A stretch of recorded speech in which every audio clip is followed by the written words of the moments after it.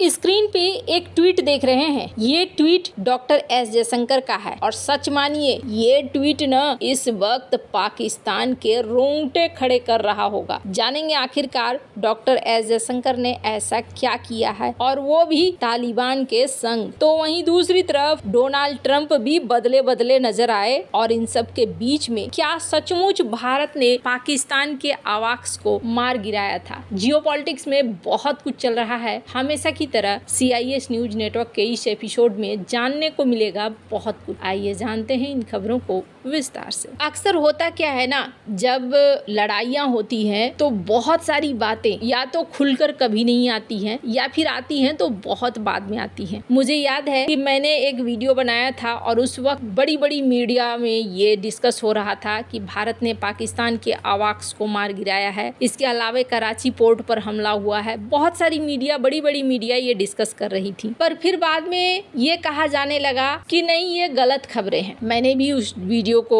Edit कर दिया और उसके बाद जो सिर्फ सरकारी खबरें आ रही थी उन्हीं को मैंने भी आधार बनाकर वीडियोस बनाना शुरू कर दिया, जबकि अंदाजा मुझे था कि ऐसा हुआ होगा। अब यहाँ पर एक खुलासा खुद पाकिस्तान के पूर्व वायुसेना प्रमुख ने कर दिया। पाकिस्तान अपने जिस अवाक्स एयरक्राफ्ट पर गर्व करता है उसे भारत ने हालिया सैन्य संघर्ष के दौरान नष्ट कर दिया था। पाकिस्तान के एक पूर्व वायुसेना प्रमुख ने बेशकीमती अवाक्स विमान को नष्ट किए जाने की बात स्वीकार की है। अवाक्स एक निगरानी विमान है जिसे आसमानी आंख कहा जाता है। आपको मैं एक वीडियो दिखा रही हूँ। इस वीडियो में आपको पाकिस्तान के वायुसेना के पूर्व प्रमुख देखने को मिल रहे हैं। ये क्या बातें कर रहे हैं, इसे सुनिए। नेक्स्ट मॉर्निंग ही came with surface to surface missiles.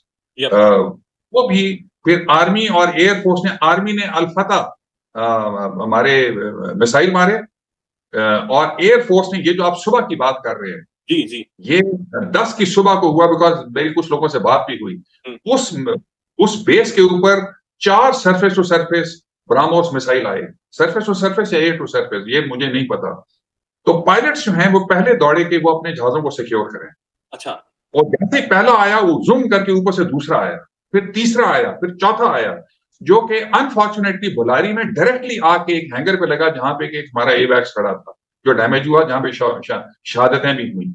अब यहाँ पर इन्होंने साफ किया, इन्होंने कहा कि 9 और 10 मई की रात को सैन्य अड्डों पर किए गए मिसाइल हमलों के दौरान एक अवाक्स विमान तबाह कर दिया गया। हालांकि आप सोचेंगे कि इसकी पुष्टि आधिकारिक तौर पर तो पाकिस्तान से नहीं हुई। बात तो सही है, पाकिस्तान तो अपने सैनिकों के शहीद होने पर भी जल्दी मानता नहीं है कि ये मेरे सैनिक हैं। तो ऐसे में आधिकारिक बयान की अपेक्षा करना बहुत ज्यादा हो जाएगा। कहा जाता है कि पाकिस्तानी अवाक्स को भोलारी एयरबेस पर ऑपरेशन के दौरान नष्ट किया गया और यहाँ पर ऑपरेशन सिंदूर के तहत भारतीय आर्मी के हमले में कराची के पास स्थित भोलारी एयरबेस को बहुत नुकसान पहुंचा। कहा गया कि एक अवाक्स मोबाइल और लंबी दूरी रेडार निगरानी ये भी तबाह हुई है। हालांकि किस मिसाइल का इस्तेमाल किया गया, मसूद अख्तर ने यहाँ पर एक खास बात कही। उन्होंने कहा कि एक के बाद एक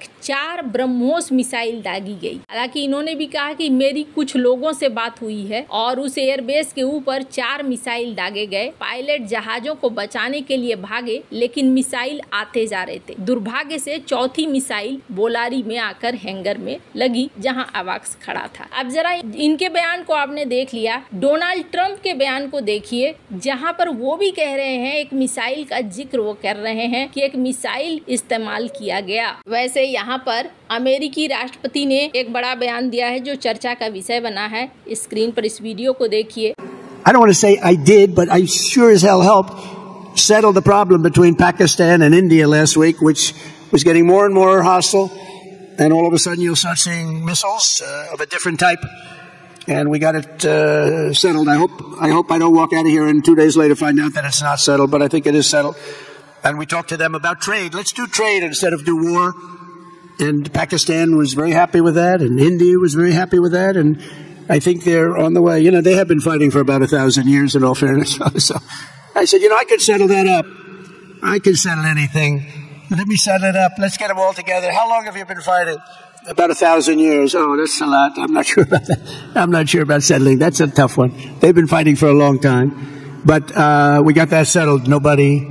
Boy, everybody was very happy, I'll tell you. That looked like it was really going to be escalating out of control. But with अमेरिकी राष्ट्रपति डोनाल्ड ट्रंप ने कतर की राजधानी दोहा में भारत पाकिस्तान संघर्ष को लेकर अपने ही दावे से पलट गए। उन्होंने दोहा में अमेरिकी सैनिकों को संबोधित करते हुए मध्यस्थता के दावे को खारिज कर दिया। हालांकि उन्होंने ये जरूर कहा कि इस समस्या को सुलझाने में वो जरूर मदद की है और भारत ने ट्रंप के दावे को कोई महत्व नहीं देते हुए दो टूक लहजे में कहा था कि भारत पाकिस्तान में संघर्ष विराम आपसी बातचीत के बाद हुआ। ट्रंप ने कहा कि मैं ये नहीं कहूंगा कि मैंने किया, लेकिन मैंने निश्चित रूप से भारत और पाकिस्तान के बीच पिछले सप्ताह बढ़ते तनाव को सुलझाने में मदद की। उन्होंने कहा कि हालात और अधिक तनावपूर्ण होते जा रहे थे और अचानक आप वहां अलग तरह की मिसाइलें देखने लगते हैं, लेकिन हमने इसे सुलझा लिया। तो यहाँ पर एक चीज आपने नोटिस करा होगा, ये तो जो बातें वो कहते रहते हैं मैंने ये किया, हालांकि पहली बार इन्होंने कहा कि मैंने ये नहीं किया, लेकिन मैंने कोशिश करी या एक भूमिका निभाई। पर इन्होंने खास मिसाइलों का जिक्र किया, यानी कि भारत की मिसाइलों की गूंज अमेरिका तक इस बार सुनने को मिली है। पहले ये लोग सोचा करते थे कि भारत ऐसा क्या बना लेगा, वो ऐसा कुछ खास नहीं होगा, लेकिन अब इनका असर दिख रहा है। लेकिन क्या पाकिस्तान इस कहानी में फ्री हो गया है? नहीं, पाकिस्तान के लिए लगता है जैसे और भी बड़े सरप्राइज हैं, क्योंकि डॉक्टर एस जयशंकर ने खुद तालिबान के विदेश मंत्री से बातचीत करी है। ये पहला मौका है। अब से पहले तक अधिकारी जाते थे, सचिव गए थे, लेकिन डॉक्टर एस जयशंकर ने तालिबान से डायरेक्ट बात नहीं करी थी, पर इस बार इन्होंने डायरेक्ट बात करी, जो बहुत ज्यादा खास है। यहाँ पर इन्होंने ट्वीट भी किया। विदेश मंत्री एस जयशंकर ने गुरुवार को अफगानिस्तान के कार्यवाहक विदेश मंत्री मौलवी आमिर खान मुताकी के साथ फोन पर बातचीत की और इस बातचीत में भारत और अफगानिस्तान के बीच अविश्वास पैदा करने की कोशिशों का जिक्र हुआ। दरअसल हुआ क्या था, कहा गया कि कुछ मिसाइलें या एक आध मिसाइल अफगानिस्तान की तरफ गई और पाकिस्तान ने इसका दोष भारत के ऊपर लगा दिया, जो जाहिर सी बात है। जंग के समय अक्सर ऐसा करने की कोशिश की जाती है ताकि जंग में अफगानिस्तान को या अफगानिस्तान के लोगों को ऐसा लगे कि भारत ने उन पर भी हमला कर दिया है। तो यहाँ डॉक्टर एस जयशंकर ने इस बात को भी क्लियर किया कि नहीं, ऐसा कुछ नहीं हुआ है। साथ ही उन्होंने उनको धन्यवाद भी कहा कि आपने इस ऑपरेशन के दौरान हमारा साथ दिया और आगे के कई तरह के सहयोग को लेकर भी बातचीत हुई है। ये ट्वीट आप देख रहे हैं और सच मानिए इस पूरी ट्वीट से पाकिस्तान के अधिकारी सकते में होंगे, क्योंकि इन्हें लग रहा होगा कि खेल अभी खत्म हो गया है, पर खेल यहाँ पर अभी खत्म नहीं हुआ है। अभी हाल में देखने को मिला था, ऑपरेशन सिंदूर के बाद चाइना भी एक्टिव हो गया था। चाइना ने पाकिस्तान के साथ दोस्ती कराने की कोशिशें करनी शुरू कर दी थी और तालिबान के साथ बातचीत करनी शुरू कर दी ताकि सीपेक को